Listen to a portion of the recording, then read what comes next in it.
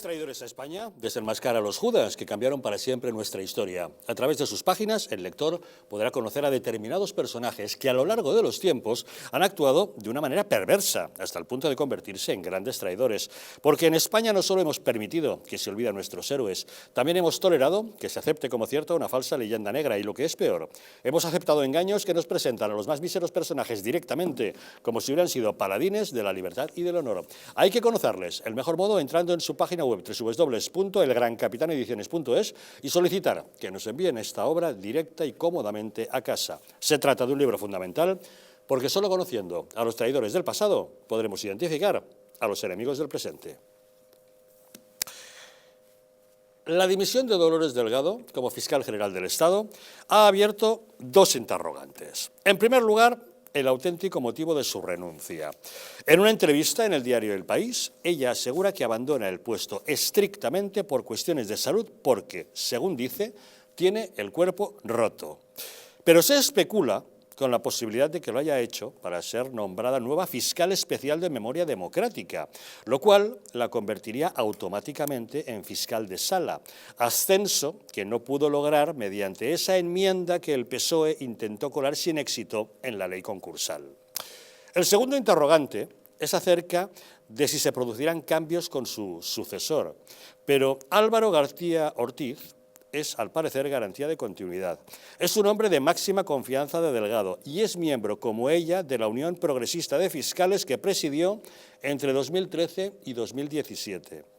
En diciembre de 2019, el PP de Galicia criticó que García Ortiz, que era entonces fiscal delegado de Medio Ambiente, participase en un acto de los socialistas gallegos, un laboratorio de ideas celebrado en Santiago, lo que cuestionaba su neutralidad e independencia.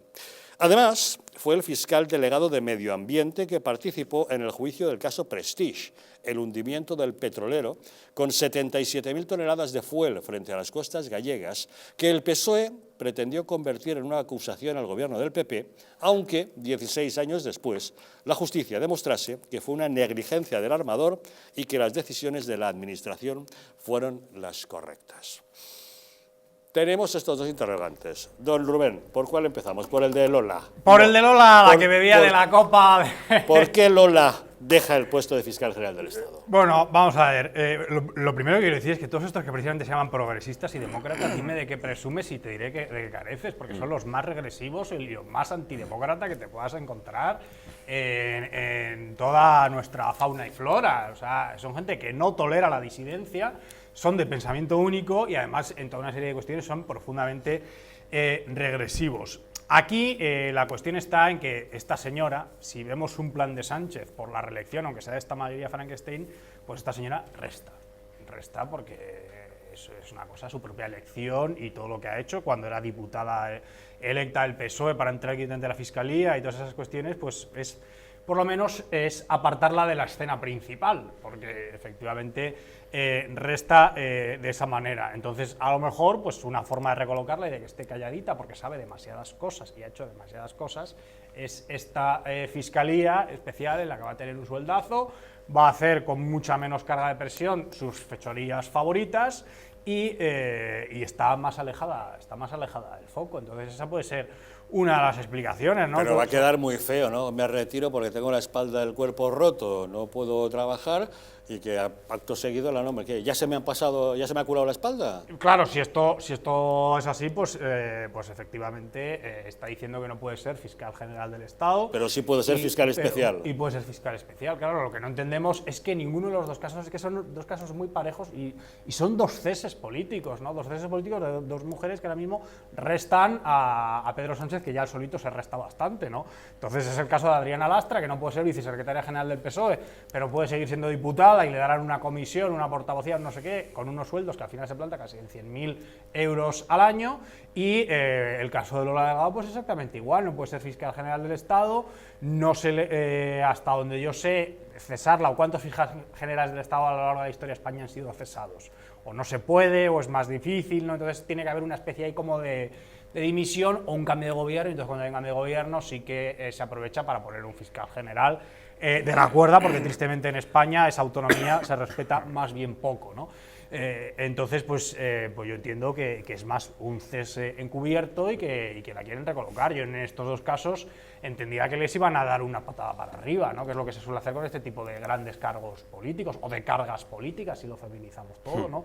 Porque si no le das esa patada para arriba, pues a ver cómo la recolocas a gente que es tuya y que saben demasiado, ¿no? Adriana Lastra sabe muchísimo de Pedro Sánchez, quizá demasiado, y cosas que no quiere que se sepan, y por supuesto Lola Delgado sabe muchísimo, muchísimo más, ¿no? Pues luego hablamos de su sucesor, de Álvaro García Ortiz. Don César. Pues antes de dar mi propia opinión, es que he encontrado unas declaraciones de la presidenta de la Asociación de Fiscales, de Cristina Dexeus, en Libertad Digital, y una señora que sabe tanto y que preside la Asociación Mayoritaria de Fiscales, que diga cosas como las que voy a leer de la señora Delgado, yo creo que antes de dar mi opinión personal, que vale infinitamente menos, que yo soy un simple periodista, pues creo que es muy relevante, ¿no? Dice: como fiscal, desde luego me felicito de que acabe su mandato, porque ha perjudicado tremendamente la imagen de imparcialidad y neutralidad en la institución. Ha sido un mandato perseguido por las polémicas, tanto por la procedencia de la propia Dolores Delgado como ministra de Justicia, como por las situaciones o circunstancias extrañas que la rodeaban. En este sentido, celebro su renuncia. Y respecto al mensaje que ha dado la señora Delgado, que se felicita de que abandona la Fiscalía con un cambio de paradigma centrado en la transparencia, los valores democráticos, los derechos humanos, la perspectiva de género y la protección de los más vulnerables, que es lo que anda presumiendo la señora Delgado, la señora Dexeus, la presidenta de la Asociación de Fiscales, dice lo siguiente: esa transparencia y esos valores no existen. Ha sido una etapa muy oscura en la que la Fiscalía General del Estado ha ejercido sus facultades omnívodas, la Fiscal General del Estado ha ejercido sus facultades omnívodas sin dar explicaciones y sin atender a la voluntad de la mayoría de los fiscales expresada democráticamente en la constitución de la Comisión de Ética, por ejemplo, ni a las solicitudes de los vocales del Consejo Fiscal, a pesar de que son miembros elegidos democráticamente por la carrera. Vaya. Si la presidenta de la Asociación Mayoritaria de los Fiscales dice semejante cosa de la fiscal ya saliente, pues evidentemente una persona que sabe tanto del mundo de la Fiscalía, pues hombre, yo creo que queda muy claro su labor, ¿no? Y respecto a esta jugada, en el tema personal, yo lógicamente no le puedo más que desear todo lo mejor en cuanto a la salud a la señora Delgado y que se restablezca, evidentemente, pero no es menos cierto que su figura en el puesto en el que ostentaba estaba muy quemada.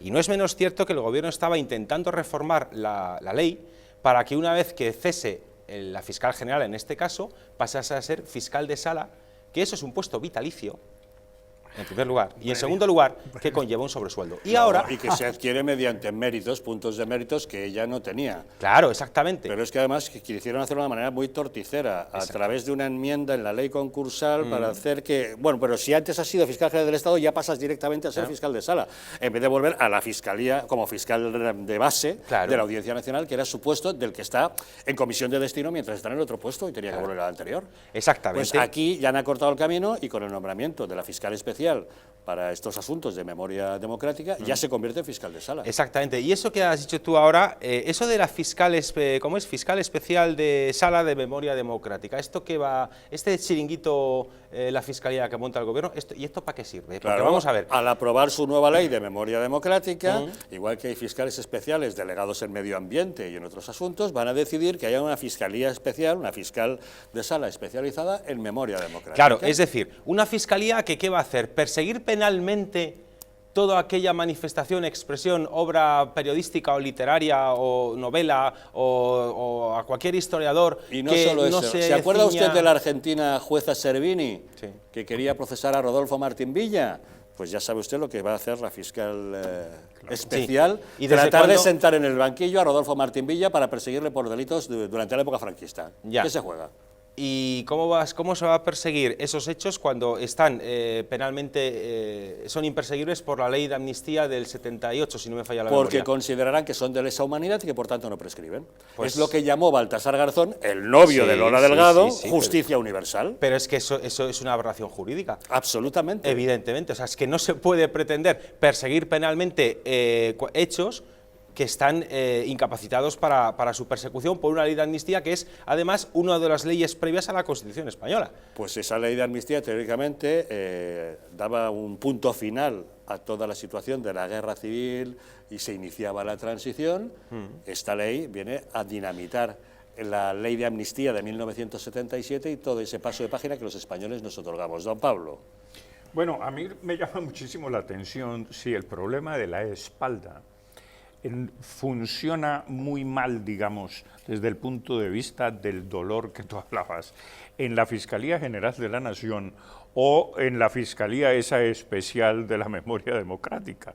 Es decir, el dolor de espalda me parece a mí que es dolor aquí o allá, en cualquiera de los dos cargos. Popular, que pero a mí me late que esta señora que ha tenido muy malas compañías, además que tiene muy mala compañía permanentemente con el señor Garzón, y que adicionalmente no procesó a los del proceso con sedición, con la rebelión, sino con sedición. Es decir, tiene una cantidad de prevaricaciones, tiene un fardo de prevaricaciones a sus espaldas, que me parece que eso es lo que verdaderamente le está doliendo allí. Le pesa en la espalda. Exactamente, todo se hizo a sus espaldas y lleva el fardo de prevaricaciones a sus espaldas. De manera pues que en ella se cumple lo que ya se está cumpliendo en España, que es que la ley de la gravedad no opera en este país. La gente se cae para arriba, no se cae para abajo. Esa es la nueva ley de la gravedad. Lo cual es muy grave. Lo cual es muy grave además, por supuesto. Sí, señor. Por supuesto. Bueno, tenemos comunicación con Eduardo Inda, director de OK Diario. Don Eduardo, muy buenas noches. Don Javier, muy buenas noches a todos. Bueno, empecemos hablando de Lola Delgado. ¿Es su renuncia el paso previo a que sea nombrada fiscal especial para la memoria democrática? Sí, yo creo que va a ser nombrada fiscal especial para algo, pero a lo mejor no exactamente fiscal especial para la memoria democrática. En cualquier caso, bueno, pues esto fue un escándalo que pasase de ser ministra de Justicia a ser designada fiscal general del Estado, a ser designada fiscal general del Estado sin ser fiscal de Sala del Supremo o magistrada del Supremo. Era la primera vez en toda la historia que no se daba esa circunstancia.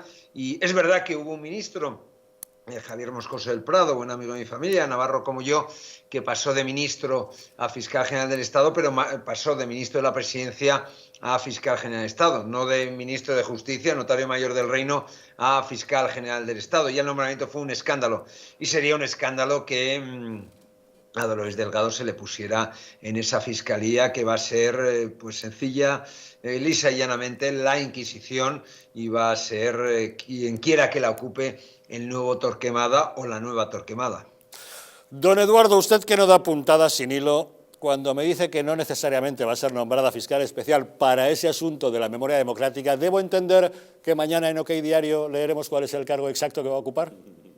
Bueno, el cargo exacto yo no lo sé. Lo que sí puede usted a lo mejor leer es otro cargo que podría ocupar, ¿no? Y en cualquiera de los casos, en fin, que hay una fiscalía dedicada a la memoria democrática, insisto, es una fiscalía ideologizada y es Torquemada, simple y llanamente, y va a perseguir a todos aquellos que no piensan como el poder gubernamental autoritario, autocrático que rige en España, ¿no? Es decir, que va a ser una fiscalía. Cuando hay una fiscalía tan especializada, es que esa fiscalía pues se va a dedicar a perseguir a quienes no piensan como ellos, porque a mí no me gusta el franquismo, no me gusta la dictadura de Franco, pero igual que no me gusta la dictadura de Franco, no me gusta ese Frente Popular pues que asesinó a 6.000 personas en Paracuellos, a muy pocos kilómetros de donde estamos nosotros. A mí no me gustan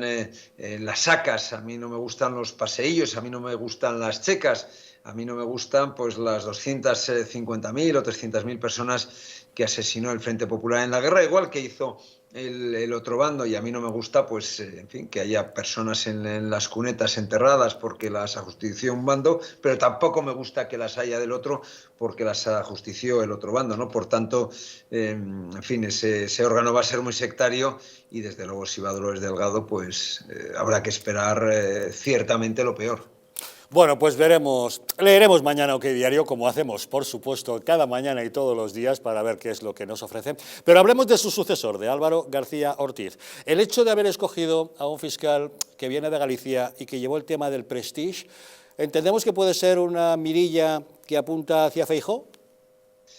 Pues podría ser, ¿no? Podría ser porque esta persona ya tuvo sus más y sus menos hace 2 o 3 años con Feijóo por el tema de los incendios forestales. Es una persona que fue muy activa en la lucha, no en la defensa del medio ambiente gallego, sino de la lucha contra el PP por el Prestige, por el cual el gobierno de España pues, no tuvo ninguna culpa. A lo mejor pues, el presidente Aznar hizo mal en no ir a la zona, a lo mejor lo de los hilillos del señor Rajoy era evitable, fue una torpeza evidentemente, pero el Prestige se utilizó para intentar derribar a un gobierno que había obtenido mayoría absoluta pues 2 o 3 años antes, ¿no? Por tanto, eso fue un cuento chino y Álvaro García fue una persona que estuvo dedicada en cuerpo y alma a perseguir al gobierno de aquella época, ¿no? Dicho todo lo cual, es una persona que técnicamente no está mal, es un tipo afable, es un tipo de buen talante, pero a mí hay cosas que me llaman poderosamente la atención.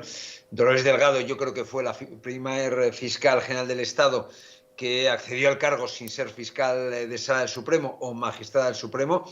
Creo que no me equivoco, pero creo que es la primera, y Álvaro va a ser el segundo. Es verdad que es fiscal de Sala, pero porque al ser jefe de la Secretaría Técnica de la Fiscalía General del Estado, eso conlleva de manera inherente el ser fiscal de Sala, pero de origen no lo es.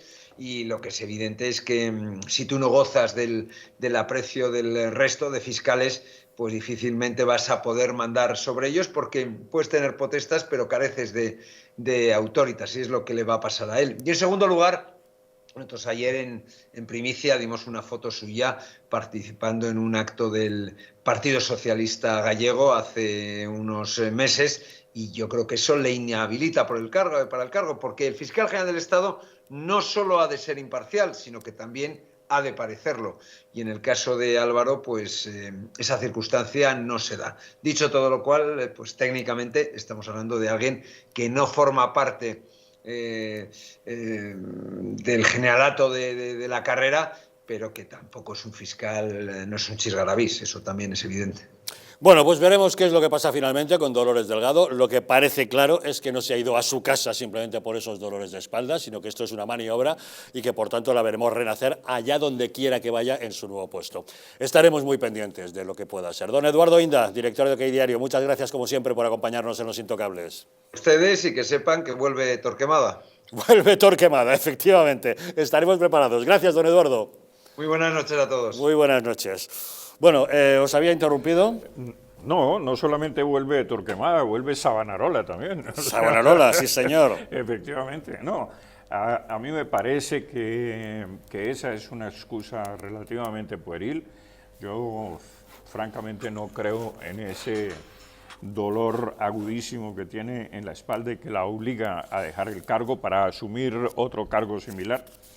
De manera que mire, y nuevamente, en España se está perpetuando lo que dije anteriormente, y es que la ley de la gravedad no está funcionando, la gente se está cayendo hacia arriba. Y Dolores Delgado es una de esas personas que desafía esa ley que es y está universalmente aplicada por sí misma. En fin, con ella vamos a ver que las materas no se caen de los balcones ni lesionan la gente. Yo quería destacar la peligrosidad que una persona como Álvaro García Ortiz pase a ser fiscal general del Estado, habida cuenta, como ha recordado don Eduardo Inda, de su nefasto papel que hizo con el tema del Prestige, porque cuando todos los informes técnicos, como posteriormente se vieron en el juicio, avalan las decisiones que se tomaron desde el Gobierno Central para solucionar el problema, y a pesar de eso, esos informes técnicos el fiscal los tenía, y a pesar de eso, él se empeñó por cerrazón política, por ideología, como luego se le vio en actos del Partido Socialista en contra de Feijóo, por cierto, pero es que antes de eso, claro, ¿por qué persiguió de esa manera al gobierno de Aznar con el tema del Prestige? Por una cuestión ideológica y de cerrazón ideológica, y por tanto, si un fiscal no se atiene a las normas del derecho y a las pruebas para hacer su labor, sino que se mueve por ideología, con lo del Prestige, pues me preocupa mucho que con esos antecedentes ahora llegue a ser fiscal general de Estado, y más aún cuando es que con el Prestige se demostró después en el juicio que cuando el gobierno toma la decisión de alejarlo de las costas gallegas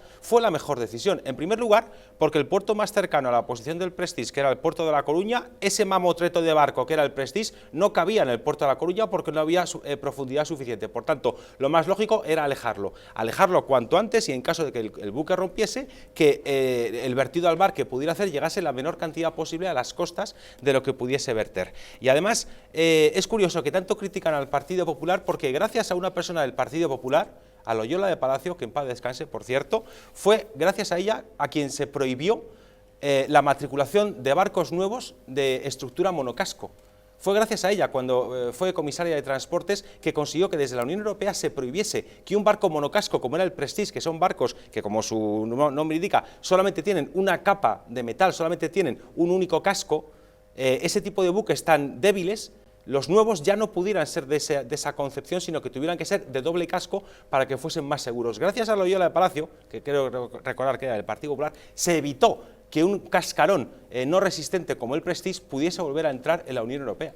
Pero al margen de eso, Javier, quisiera anotar, y César, que me parece que es de vital importancia para una democracia como la española que ninguna persona que esté en el Poder Judicial, ya sea fiscal o ya sea magistrado, haya tenido vínculos con la política, porque eso ya de por sí debería vetar a una persona entrar en esos altos cargos. Y me parece que debería haber una ley estatutaria inclusive que prohibiera un trasvase de esa naturaleza, porque claro, una persona que ha estado en contacto con la política tendrá una política en la Fiscalía muy cercana a su propia ideología política. Mire qué pasó con Baltasar Garzón, juez estrella de la Audiencia Nacional, saltó al gobierno de Felipe González, luego, como se enfadó porque no le hicieron ministro, que era lo que él quería, solamente le hicieron delegado del Plan Nacional contra la Droga, volvió a la Audiencia Nacional, es decir, viniendo de la política, una puerta giratoria de ida y de vuelta. Y desde allí se dedicó a vengarse de Felipe González, de otros muchos, y claro, tantas barrabasadas hizo que acabó siendo expulsado de la judicatura, acusado de prevaricación, que es el peor delito que puede cometer un juez, que ha de impartir justicia, ¿no? Bueno, pues ahora tenemos a Marlaska, que lo mismo, también viaje de ida hacia la política, hará también el viaje de vuelta. Claro, y después de haberle visto en política actuar a Marlaska como ha actuado, ¿volverá a ser un juez imparcial? En fin. Y que están destruyendo hasta principios básicos del derecho, ¿no? Porque pueden inventarse lo que quieran, como esta fiscalía, estas extrañas leyes que hay que recordar que han aprobado con Bildu y que van al final pues en contra de lo esencial, porque en derecho, cuando el sujeto fallece, la responsabilidad penal cae. Es una cuestión básica. Entonces, ponerte a juzgar ahora cuestiones que acaban en el año más o menos 75, 77, si queremos, lo del 80 y tantos que han metido ahora es ya una barbaridad tremenda, pues va en contra del principio del derecho y de que la justicia tiene que servir a los vivos y resarcir a quienes están aquí. O sea, es que la justicia nunca ha servido para reescribir la historia ni para hacer esta clase de barbaridades, ¿no? Entonces, cuando el sujeto fallece, la responsabilidad penal cae. Ya no puedes ni ir contra sus herederos pidiendo una supuesta herencia después o algo así, no puedes hacer nada, ¿no? Esa responsabilidad penal cae. Entonces, esto es pues una nueva aberración, quieren reescribir, yo no sé si van a reescribir hasta el derecho romano, ¿no? Pero claro, pero es que estas personas pues están en un proceso de su supuesto raciocinio que va en contra de la razón que ha guiado a Occidente a lo largo de 2000 años. Es la política ideologizada que está haciendo este gobierno socialcomunista. En este asunto de la memoria histórica o en el asunto de la... mucho cuidado, porque se puede desatar una persecución contra los periodistas, contra el periodismo mismo, por cualquier cosa que se diga o recuerde del régimen de que se considerará apología. Exactamente, se considerará apología y te meterán a la cárcel o te procesarán. Eso es sumamente grave. Sin lugar a dudas, porque eso ya afectará a la libertad de expresión y será censura y ley mordaza. Pero no nos extrañaría nada con estas leyes ideológicas que está fomentando este gobierno, como el de las políticas de género. Actualmente se habla muchísimo de violencia de género, ya lo saben, pero en los últimos tiempos se ha venido hablando de un término que quizá era más desconocido, el de la violencia vicaria. Ya saben lo que es eso, ¿no? Cuando uno de los progenitores para hacer daño a su pareja o expareja, lo que hace es a través de hacer daño a algún ser querido, generalmente asesinando a los hijos. Hemos tenido casos en España, recordarán ustedes a Ana y Olivia, o al caso de José Bretón, ¿verdad? Una pequeña pausa y vamos a hablarles de violencia vicaria.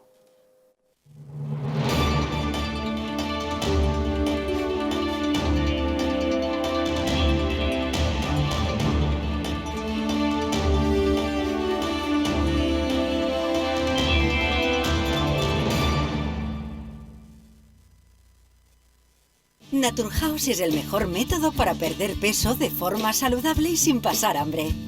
Desde la primera visita, una asesora te enseñará a cambiar tus hábitos hasta alcanzar tu peso perfecto.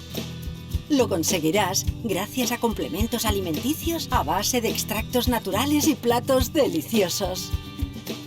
Apúntate ya en tu centro Naturhaus más cercano y online a través de naturhaus.es.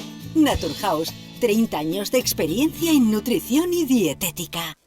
Hotel Las Dunas, un lugar mágico en el corazón de la Costa del Sol.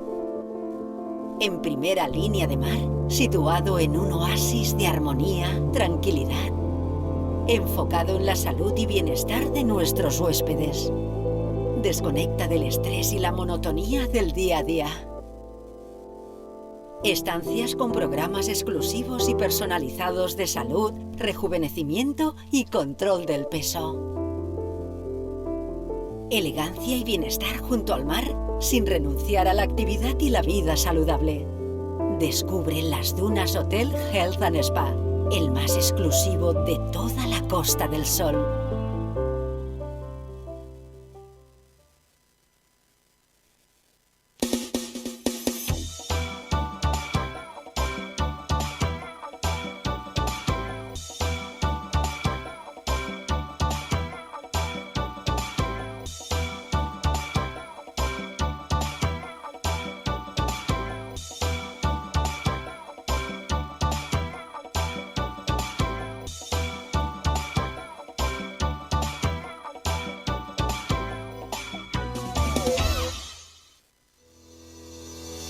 En Parafarmacia Mundo Natural encontrarás más de 25.000 productos de las principales marcas.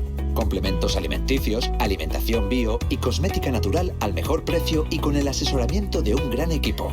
Además, regalo seguro por compras superiores a 70 euros. No lo dudes. Visítanos o haz tu pedido en el 914460000 y en parafarmaciamundonatural.es. ¿Estamos en un auténtico Estado democrático o estamos en una partitocracia? Porque este programa se hace para ustedes.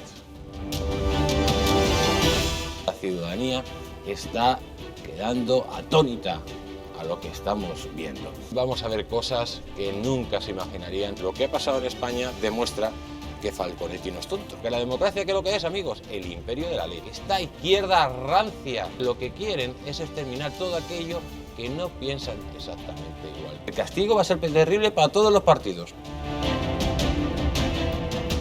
Recuerden que no les engañen, porque la verdadera libertad consiste en estar bien informados.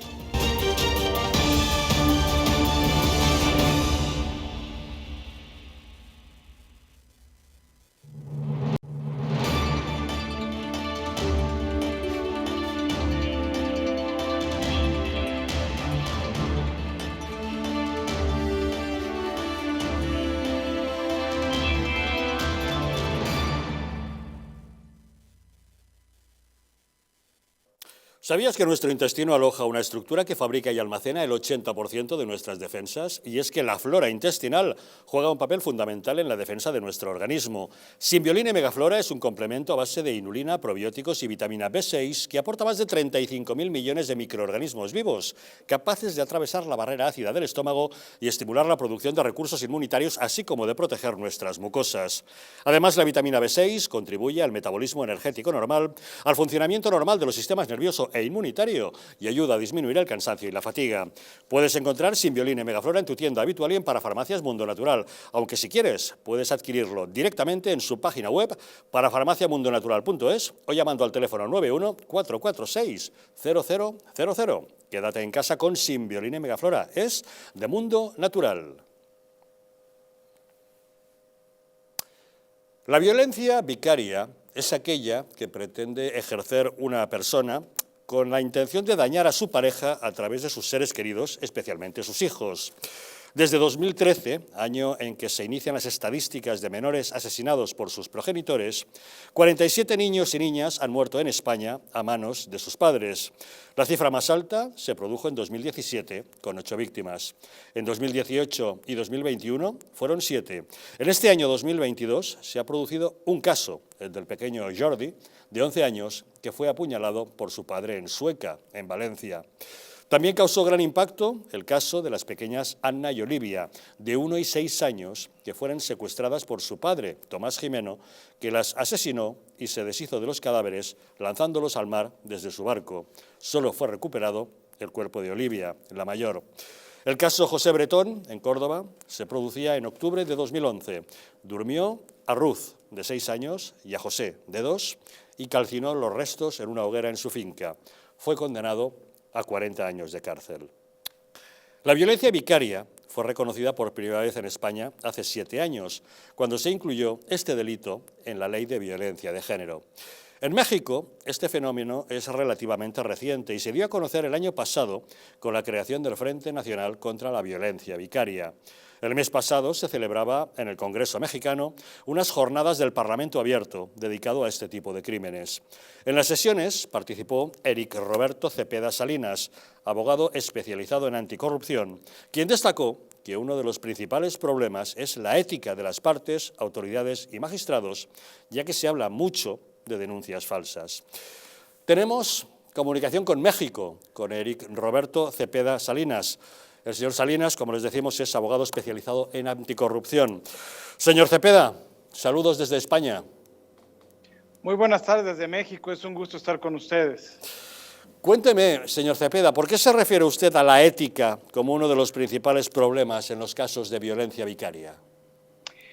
Es un problema, yo siento, fundamental y que no ha sido identificado por las personas que promueven esta figura, porque en los litigios, ya sea en España o en México, es muy conocido la presentación de denuncias falsas como un elemento pues, constante en ese tipo de violencia, que en las personas que lo están promoviendo en México, pues principalmente las feministas afirman que solamente es una cuestión provocada por los hombres, lo cual es falso.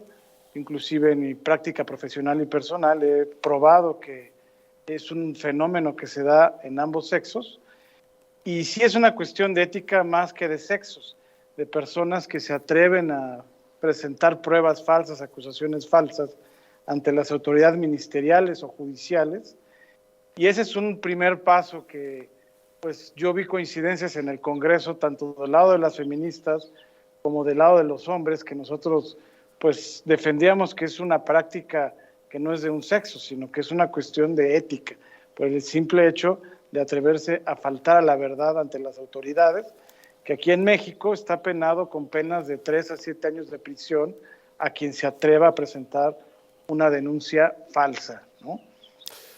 Sí, pero señor Cepeda, usted mismo ha sufrido en primera persona justamente ese tipo de denuncias falsas.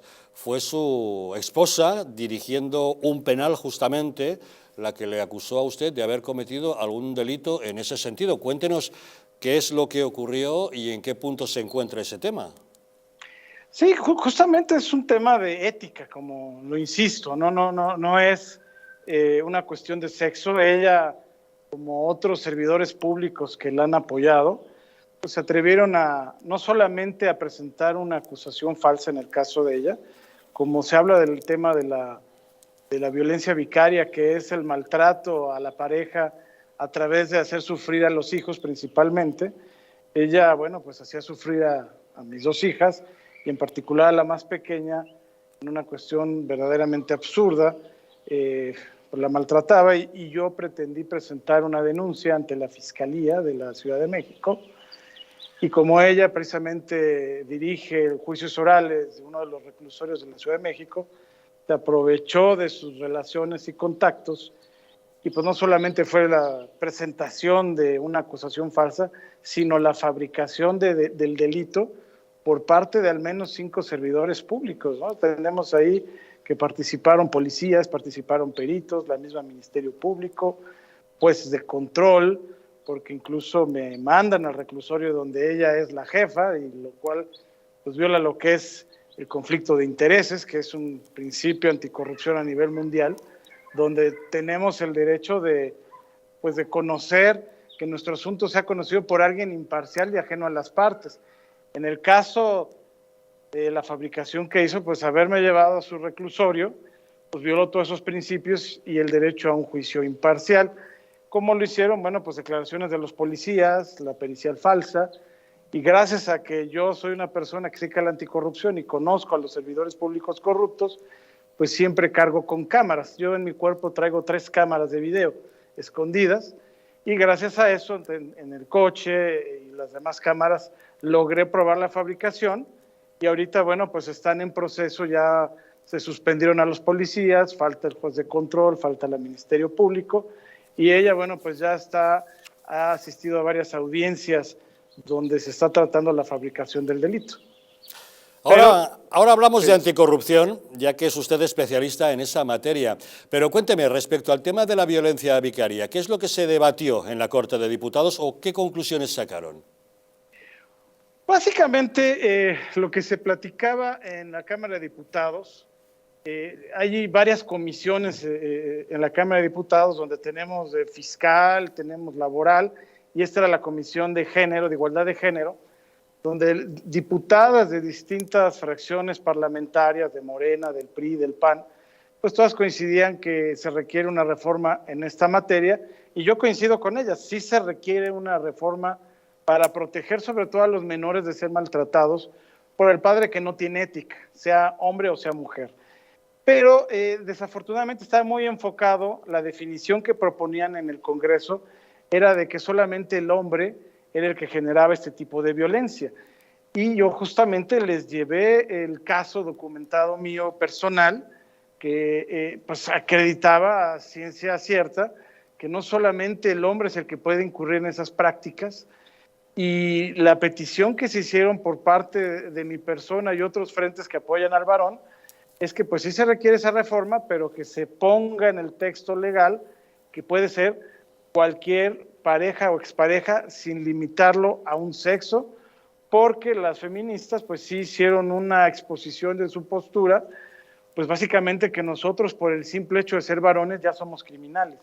Y eso se presentó en el Congreso, ustedes pueden consultar en la página de la Cámara de Diputados la exposición que hicieron ellas, y pues está mal, ¿no? O sea, yo sí escuché a varias de ellas quejarse de acusaciones falsas, y dije, bueno, pues se quejan de lo mismo que yo. Es una cuestión de falta de ética, no de si eres hombre o mujer, de la persona que se atreva a ir a una autoridad e inventar un delito. Ese es el fondo, y lo que se argumenta en la Cámara, sí se debe proteger ese tipo de violencia, como yo lo he vivido personalmente, pero no acotarlo solamente a un sexo. En su caso, fueron denuncias falsas, pero cuando el crimen es auténtico, cuénteme, ¿qué es lo que lleva a un padre a matar a sus hijos? Pues ya, o sea, que un padre mate a sus hijos o los haga sufrir, ya es maldad, en mi opinión. O sea, ya ese es un extremo, vamos, que no puedo yo ni siquiera concebir. La clásica violencia vicaria es incomunicar a los chicos con su progenitor o progenitora, la creación de denuncias falsas, pero ya la privación de la vida de un niño, eso, vamos, en el mundo del derecho hay lo que se llaman los imputables y los inimputables.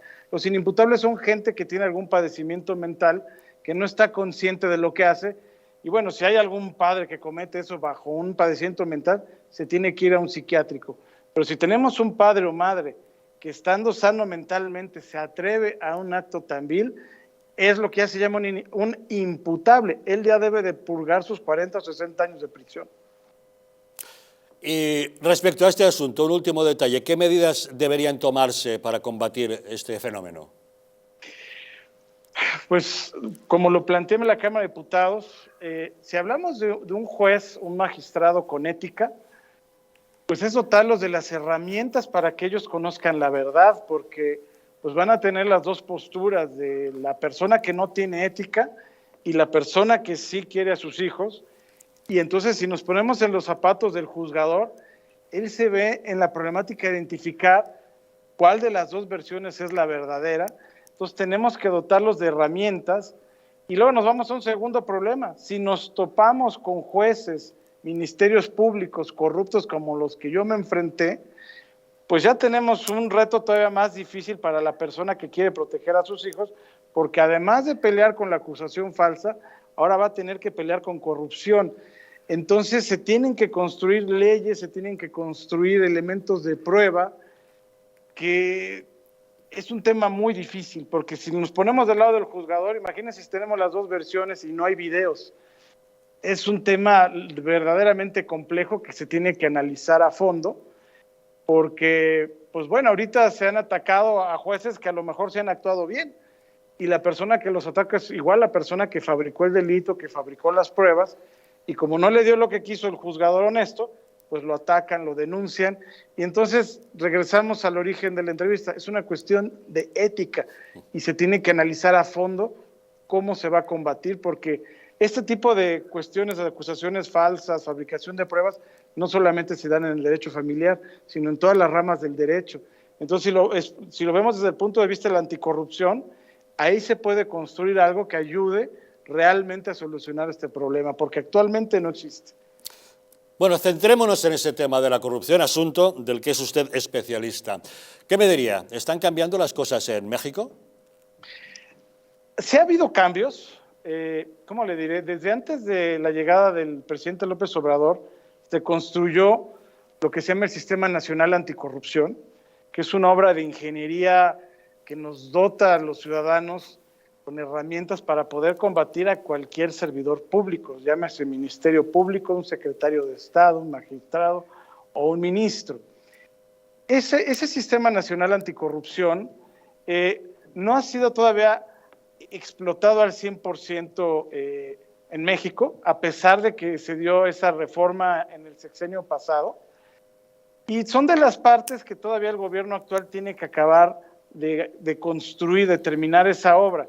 Por ejemplo, ese Sistema Nacional Anticorrupción lo que hace es coordinar a todas las autoridades anticorrupción de México, donde tenemos al Poder Judicial, donde tenemos al Instituto Nacional de Transparencia, al Auditorio Superior de la Federación, a la Fiscalía General de la República, a la Secretaría de la Función Pública.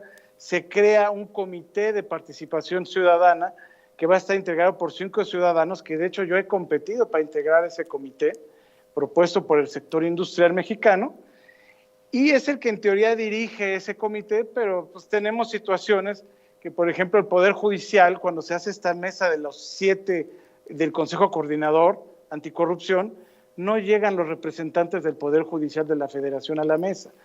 Y entonces dices, caray, pues es un andamiaje jurídico que nos dota a nosotros los ciudadanos de la mayor potencia para combatir la corrupción, pero a la hora que se sientan los 7 miembros, pues no llega el representante del Poder Judicial, y eso pues nos preocupa. Oye, pues tú eres el que aplica las leyes. De estos 7 organismos, el Poder Judicial tiene su Consejo de la Judicatura que vigila a los jueces, y pues en la práctica todavía falta mucho por parte de ellos, ¿no? Hemos visto, por ejemplo, la Fiscalía de la Ciudad de México, que la corrupción va a seguir aquí y en cualquier país del mundo, pero si se tiene organismos sólidos como en la Fiscalía, que tiene asuntos internos, si uno denuncia en el acto, llegan la gente de asuntos internos, yo lo he hecho 6 o 7 veces, y ponen en alto a los corruptos y enderezan las situaciones. Pero si tenemos, como el Poder Judicial de la Federación, que no están respetando el Sistema Nacional Anticorrupción, pues estamos ahí en problemas, ¿no? Entonces, sí se ha avanzado mucho. Pongo el ejemplo de la Fiscalía General de Justicia de la Ciudad de México, pero pues también señalo al Poder Judicial de la Federación, donde pues se han denunciado magistrados y jueces, no asisten a las mesas de trabajo del Consejo Coordinador, y pues así no se puede avanzar, ¿no? Señor Cepeda, cuando hablamos de corrupción, ¿nos referimos siempre al sector público o también podemos hablar del sector privado? Siempre hay las dos partes. Bueno, no siempre. Cuando hablamos de licitaciones, cuando hablamos de recursos públicos, pues por lo general sí va a haber un sector privado que se va a beneficiar a lo mejor de la asignación de una licitación pública de manera ilegal, pero por ejemplo en el caso que yo enfrenté de denunciar a la mafia de servidores públicos del sistema penal acusatorio, ahí no hay privados, simplemente son lealtades y compromisos entre grupos donde entre ellos mismos se cubren. Y entonces es muy difícil, por ejemplo, probar un tráfico de influencias. Entonces, sí hay las dos partes, pero depende del caso, ¿no? Y respecto a la corrupción institucional, ¿hacia dónde diría usted que estamos yendo? ¿Hacia dónde estamos avanzando? Mire, en el gobierno federal, lo que es el Poder Ejecutivo, sí he visto avances positivos en la Secretaría de la Función Pública. Incluso yo participé en un programa para crear un decreto de protección a denunciantes, y son cosas que estaban pendientes de secciones anteriores y que van de acuerdo con la Convención de las Naciones Unidas contra la Corrupción. Entonces, vamos bien, todavía falta mucho, o sea, lo que se tiene que ver es que realmente las áreas anticorrupción de cada área de gobierno, si es el Poder Judicial, el Consejo de la Judicatura, ya sea el federal o los de los estados, que son 32, funcionen, que el Poder Judicial es donde yo veo que tenemos el mayor pendiente, porque inclusive en el de la Ciudad de México han expedido un marco jurídico y una práctica que va en contra de la reforma constitucional en materia del Sistema Nacional Anticorrupción. A pesar de que tenemos una reforma desde el 2015 que habla del Sistema Nacional Anticorrupción, sus leyes generales, el Poder Judicial de la Ciudad de México pues crean su ley orgánica y como que se olvidan de la parte constitucional. Ahí es donde yo veo todavía que falta mucho en el Poder Judicial, que es a final de cuentas el que va a decidir a las últimas instancias si se condena o no se condena a alguien en cualquier rama, ¿no?, del derecho. Bueno, pues veremos hacia dónde va. Por completar la entrevista, cuénteme, ¿en su despacho profesional aborda usted todas las ramas del derecho? Perdí un poco la señal de su última pregunta, ¿me la puede repetir? Claro que sí, por supuesto. Le preguntaba si en su despacho profesional cubre usted todas las ramas del derecho. Se perdió la señal. ¿Me escucha ahora? ¿Hola? ¿Hola? ¿Señor Cepeda? Vaya, se perdió totalmente, no escucho. No nos escucha el señor Cepeda. Le agradecemos que nos haya acompañado. Como saben ustedes, se trata de un abogado mexicano, especialista en anticorrupción, que además nos ha hablado de la violencia vicaria tras haber participado en unas jornadas al respecto en el Parlamento mexicano. Le despedimos al señor Cepeda, Eric Roberto Cepeda Salinas, que nos ha acompañado. Una lástima que no hayamos tenido ocasión de decirle adiós directamente. Don Pablo, ¿qué nos puede decir? Lo que puedo decir es lo siguiente, que yo estoy de acuerdo con aquellas personas, inclusive algún movimiento político, que dice que la violencia venga de donde venga, sobre todo la intrafamiliar, es violencia, venga de un sexo o venga del sexo opuesto. Pero a mi juicio no hay leyes, Javier, no hay instituciones que puedan frenar la corrupción o la violencia mientras el hombre permanezca en un estado de corrupción y desde niño las propias instituciones educativas no metan en su cabeza ese deber de ser un buen ciudadano y de comportarse de acuerdo con las leyes y normas de la civilización. Las leyes pueden condenar a una persona, pero no curan el problema mientras no se aboque como se tiene que abocar. Totalmente de acuerdo. Ya ha oído lo que decía el señor Cepeda, que es una cuestión ética. Es una cuestión ética. Pero claro, si sufrimos la crisis de valores que estamos sufriendo, ahí le doy toda la razón. Por supuesto, pero fíjate tú que aquí hay violencia de hombres contra mujeres, de mujeres contra hombres, contra niños, etcétera. Pero la peor de todas es la violencia que se ejerce en el vientre de las madres, con el aborto. Y mientras nosotros no tengamos una concepción ética de la vida, de la vida misma, de su valor inmarcesible. Creo que este problema no se solucionará fácilmente. Pues al hilo de esa entrevista estaba yo pensando que el Ministerio de Igualdad, a través de la Delegación del Gobierno contra la Violencia de Género, resulta que los informes que hace de cuántos menores son asesinados a manos de sus padres varones y cuántos a manos de sus madres mujeres, solamente publica el dato de los asesinados, de los menores asesinados por su padre, pero no por su madre. Entonces, eso llevó hace un tiempo a la senadora del Partido Popular, a Cristina Ayala, que se me había olvidado el nombre, a pedir los datos al Ministerio de Justicia, y resulta que el Ministerio de Justicia de Pilar Llop le mandó los datos, y resulta que entre 2007 y 2022 ha habido un total de 50 asesinados menores en 15 años, según lo que respondía en esa misiva el Ministerio de Justicia, de los cuales 26 niños han sido asesinados por sus madres, y 24 niños han sido asesinados por sus padres.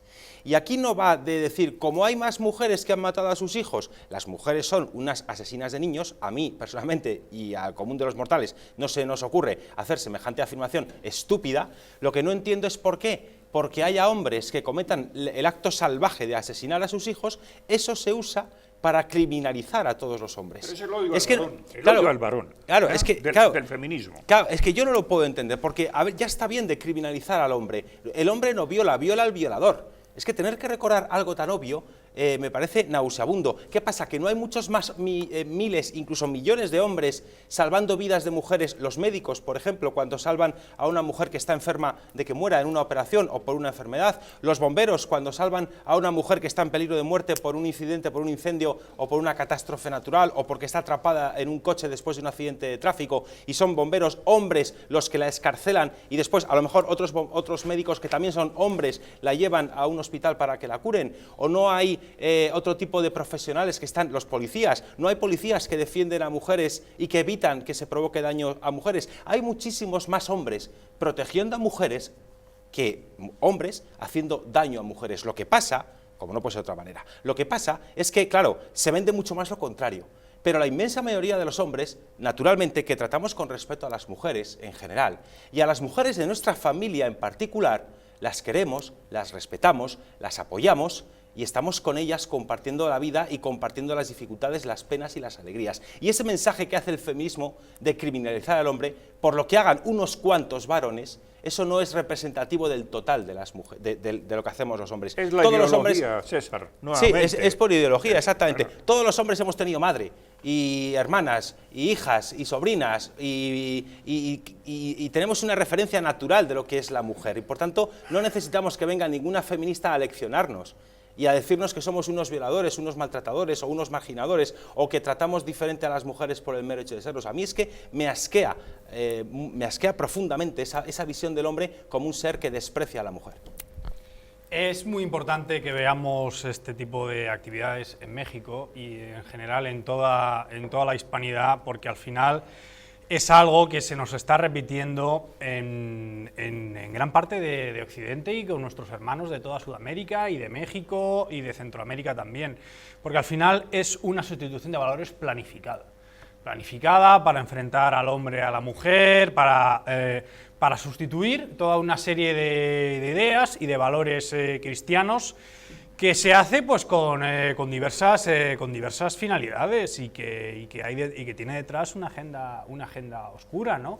Y afortunadamente pues en esta casa lo denunciamos, ¿no? Por eso es tan importante que veamos lo que hacen. Yo quiero entender que estas jornadas pues las habrá patrocinado o organizado el PAN, que es el Partido de Acción Nacional de México, y que así pues en tantas cosas que nos están mintiendo. Yo esta semana veía en el tema económico a un periodista argentino decir que claro, que cuando estaba Macri en el poder le echaban la culpa de la inflación a Macri, y ahora que está el bolivariano loco a las órdenes de Cristina de Kirchner, pues la culpa es de los mercados, ¿no? Con una inflación disparada. Pues ese es el camino que nos lleva a España. Entonces por eso tenemos tanto que aprender de México, de Argentina, de nuestros países hermanos, porque en todas estas temáticas nos llevan en la dirección equivocada y nos mienten y buscan el enfrentamiento y la cizaña entre personas que al final pues estamos afectadas por las mismas cosas, porque nos separan de nuestros semejantes, porque nos impiden hacer la vida normal, porque nos afecta la inflación,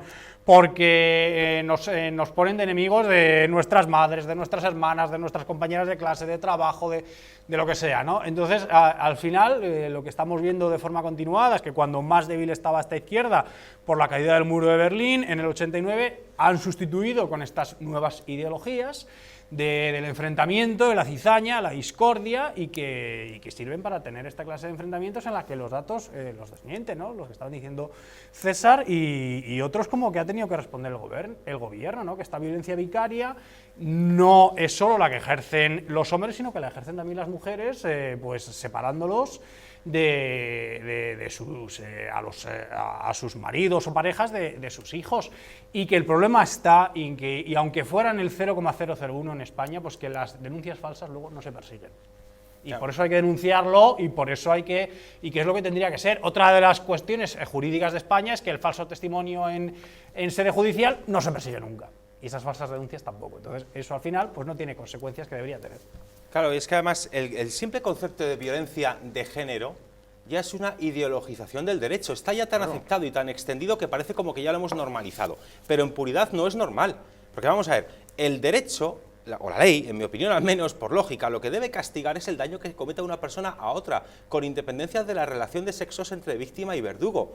Porque no puede ser que un daño, una agresión, tenga más pena porque la cometa un hombre a una mujer que porque la cometa una mujer a un hombre. En todo caso, habría que ver el daño causado de una persona a otra y, en todo caso, la correlación de fuerza física entre víctima y verdugo y cómo el verdugo se prevale, si es que es el caso, de su mayor fuerza física para infligirle mayor daño a la víctima. Pero esto de que por el mero hecho de que el verdugo sea hombre y la víctima sea mujer tenga que tener más pena jurídica, yo no lo puedo comprender. Y por otra parte, es que vamos a ver, ya sé que esto es tremendamente políticamente incorrecto, pero es que me da absolutamente igual. Es que un hombre que es heterosexual y que por lo que sea agrede a su mujer, ese hombre no agrede a su mujer porque sea mujer, agrede a su mujer porque es su pareja. Porque cuando hay una pareja homosexual de dos hombres o de dos mujeres y uno... ¿Qué ha pasado esta semana? Claro. Ha pasado esta semana. Claro, y uno de los miembros de la pareja agrede al otro y los dos son del mismo sexo, entonces ¿hay qué violencia de género hay? Porque digo yo que para un hombre que es heterosexual y si es tan salvaje de agredir a su pareja, digo yo que la agrede porque no sabe gestionar un conflicto emocional de otra manera más que eso, y no lo estoy justificando, sino que trato de buscar una explicación, evidentemente, pero no creo que la agreda porque su pareja sea mujer. La agrediría, en todo caso cometerá la agresión porque es un salvaje, porque es un cafre, porque es un bestia y porque no trata con el debido respeto a su pareja, pero sea hombre o sea mujer. César, porque es que desde el principio esto está mal clasificado. Género no existe. Lo que existe es sexo femenino y sexo masculino. El único género que existe está en las palabras. En el gramatical. Gramaticalmente. Correcto. Claro, es que arrancamos con una pésima definición de lo que es género. Eso es absolutamente inexistente. Por eso la ideología de género debería ser combatida hasta su exterminio. Claro. Bueno, pero no por eso dejaremos de plantear estos temas en esta mesa para tratar de aclarar conceptos al máximo posible. Don Rubén Tamboleo, gracias por habernos acompañado. Gracias, César Sinde, por haber estado con nosotros. Un placer. Don Pablo y Victoria, siempre un placer. Muchas gracias. Bueno, gracias también a todos ustedes un día más por haber estado con nosotros. No se vayan lejos, que ahora viene la película. ¿Se acuerdan ustedes del Superagente 86? De Maxwell Smart y de su mujer, la Agente 99. Recordarán, encarnados por Don Adams y Bárbara Feldon, ¿se acuerdan? Bien, pues esta noche el Superagente 86 vuelve al ataque. Resulta que a la gente le encargan una misión realmente secreta, pero lógicamente no se la puede ocultar a 99 y al final acabará ayudándole a sacarla adelante. Divertidísima comedia de los autores y los protagonistas de toda la vida de aquella histórica y mítica serie que pudimos ver en España hace ya muchos años. Que disfruten de la película, que nosotros les esperamos nuevamente mañana aquí en Los Intocables.